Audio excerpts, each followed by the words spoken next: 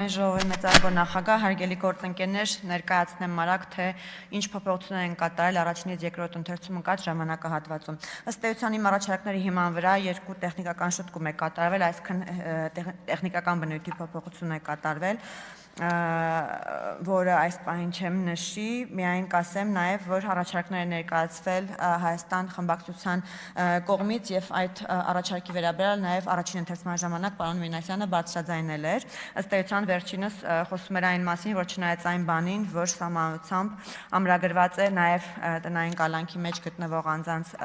քվեարկությանը մասնակցելու իրավունքը, բայց տեխնիկապես այս պահին չի ապահովում այդ իրավունքի իրացումը եւ առաջարկում էր օրենքով սահմանել, թե այդ իրավունքի իրացումը ինչպես պետք է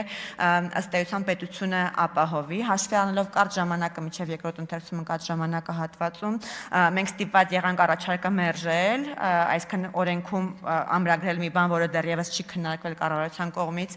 կառավարության շրջանում որոշեցինք չանել, բայց հետեւյալը պետք է ասեմ, որ միջգերատեսչական աշխատանքային խումբ է այս ուղղությամբ աշխատում եւ հիմա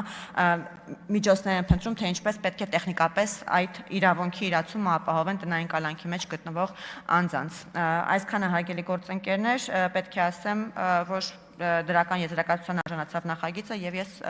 կոչ եմ անում նաեւ քվեարկության ժամանակ կողմ քվեարկել այս նախագծին։ Շնորհակալ եմ։ Տիկին Ջուլիակյան, թեորիապես Հայաստան խմբակցությունը կարող է ձեզ հարցով դիմել, բայց ոչ խմբակցության ղեկավարը, ոչ քարտուղարը տեղում չեն եւ չկա ուստի հարց, զբաղեցրեք ձեր տեղը։ Հարակից զեկուցող պետաիրավական հարցերի մշտական հանձնաժողովի անդամ Լիլիթ Մինասյան, համեցեք։